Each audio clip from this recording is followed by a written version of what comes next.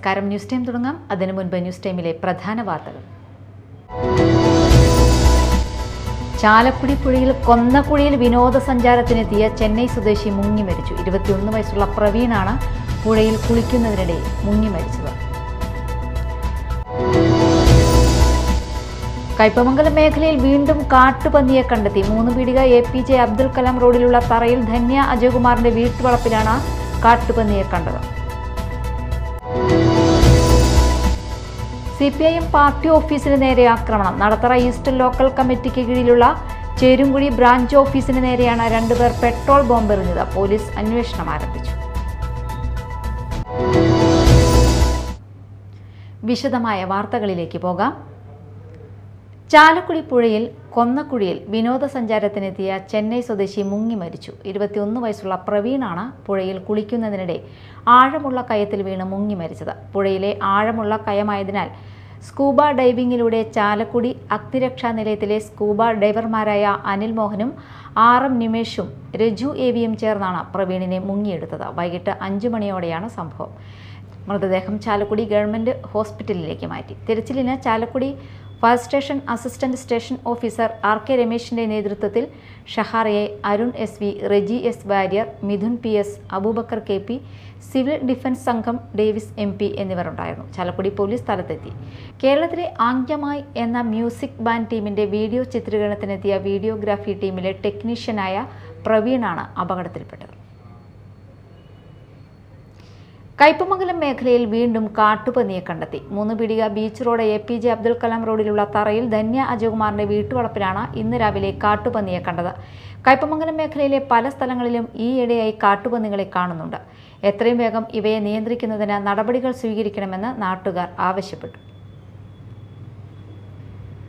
CPIM party ഓഫീസിന് നേരെ ആക്രമണം. നടത്തറ ഈസ്റ്റ് ലോക്കൽ കമ്മിറ്റിക്ക് കീഴിലുള്ള ചേരുംകുഴി ബ്രാഞ്ച് ഓഫീസിന് നേരെയാണ് 2 പേർ പെട്രോൾ ബോംബെറിഞ്ഞത്. ഇന്നലെ രാത്രി 10:30ഓടെയായിരുന്നു സംഭവം. ബൈക്കിലെത്തിയ 2 പേർ പെട്രോൾ ബോംബ് എറിയുകയായിരുന്നു എന്നാണ് പ്രദേശവാസികൾ പറയുന്നത്. പ്രദേശത്തെ കഞ്ചാവ് ലഹരി മാഫിയ സംഘമാണ് ആക്രമണത്തിന് പിന്നിലെന്നാണ് സൂചന. ഓഫീസിന് മുന്നിലുണ്ടായിരുന്ന നേതാക്കളുടെ ഫോട്ടോയിലാണ് ബോംബ് പതിച്ചത്. ഒല്ലൂർ പോലീസ് അന്വേഷണം ആരംഭിച്ചു.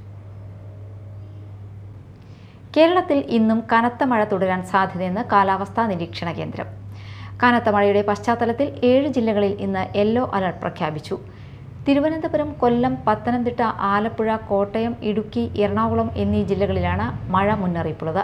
ഇടിമിന്നലോട് കൂടിയ മഴയ്ക്കും മണിക്കൂറിൽ 40 മുതൽ 50 കിലോമീറ്റർ വരെ വേഗതയിൽ വീശിയടിച്ചേക്കാവുന്ന ശക്തമായ കാറ്റിനും സാധ്യതയുണ്ടെന്നും കാലാവസ്ഥാ വകുപ്പ് അറിയിച്ചു. മഴ മുന്നറിയിപ്പിന്റെ പശ്ചാത്തലത്തിൽ ജനങ്ങൾ ജാഗ്രത പാലിക്കണം. കടൽ പ്രക്ഷുബ്ധമാകാൻ സാധ്യതയുള്ളതിനാൽ കേരള തീരത്ത് മത്സ്യബന്ധനത്തിന് കർശന നിരോധനവും ഏർപ്പെടുത്തിയിട്ടുണ്ട്. ഈ വർഷത്തെ തെക്ക് പടിഞ്ഞാറൻ കാലവർഷം മെയ് 26-ന് കേരളത്തിൽ എത്തുമെന്നും കേന്ദ്ര കാലാവസ്ഥാ വകുപ്പ് അറിയിച്ചു. സിറ്റിസൺ ഇന്ത്യ ഫോറവും കൊടകര ഏകലവ്യ കലാകായിക സമിതിയും സംയുക്തമായി ആദരം 2026 സംഘടിപ്പിച്ചു. കൊടകര ഗവൺമെന്റ് LP സ്കൂളിൽ സംഘടിപ്പിച്ച ആദരം 2026 കൊടകര പഞ്ചായത്ത് പ്രസിഡന്റ് ജോയ് നെല്ലിശ്ശേരി ഉദ്ഘാടനം ചെയ്തു. സിറ്റിസൺ ഇന്ത്യ ഫോറം സംസ്ഥാന പ്രസിഡന്റ് ഔസേപ്പച്ചൻ അധ്യക്ഷത വഹിച്ചു. Jeevan TV executive editor PJ Antony, press club president TG Ajo, Ekalavya കലാകായിക സമിതി secretary Sreejith KV, citizen India forum secretary PG Mohanan എന്നിവർ സംസാരിച്ചു.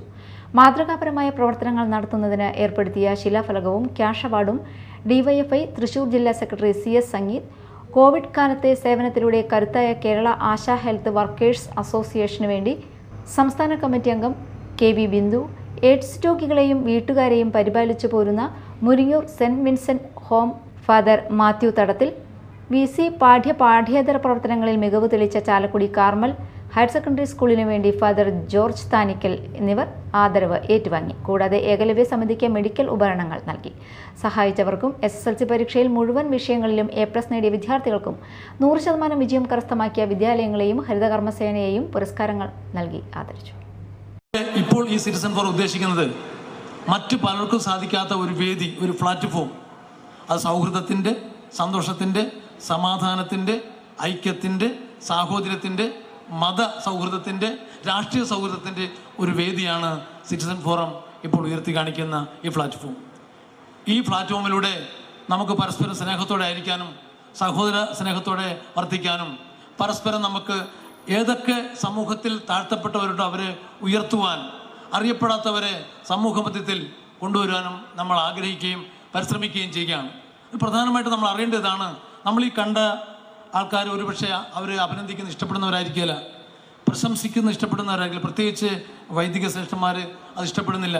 DYFI എന്ന് പറയുന്ന ഒരു പ്രസ്ഥാനം, ഈ രാജ്യം മൊത്തം വളർന്നു നിൽക്കുന്ന പ്രസ്ഥാനം ഒരു ഇഷ്ടപ്പെടുന്നില്ലായിരിക്കും. പക്ഷേ ഒരു വിളക്ക് പ്രകാശിക്കേണ്ടത് അത് ഉയർത്തി വെക്കുമ്പോഴാണ്. പ്രധാന വാർത്തകൾ ഒരിക്കൽ കൂടി.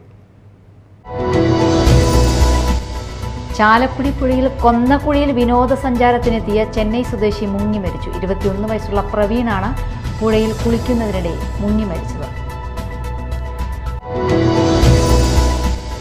കയ്പമംഗലം മേഖലയിൽ വീണ്ടും കാട്ടുപന്നിയെ കണ്ടെത്തി. 3 പീടിക APJ അബ്ദുൽ കലാം റോഡിലുള്ള തറയിൽ ധന്യ അജയകുമാറിന്റെ വീട്ടുവളപ്പിലാണ് കാട്ടുപന്നിയെ കണ്ടത്.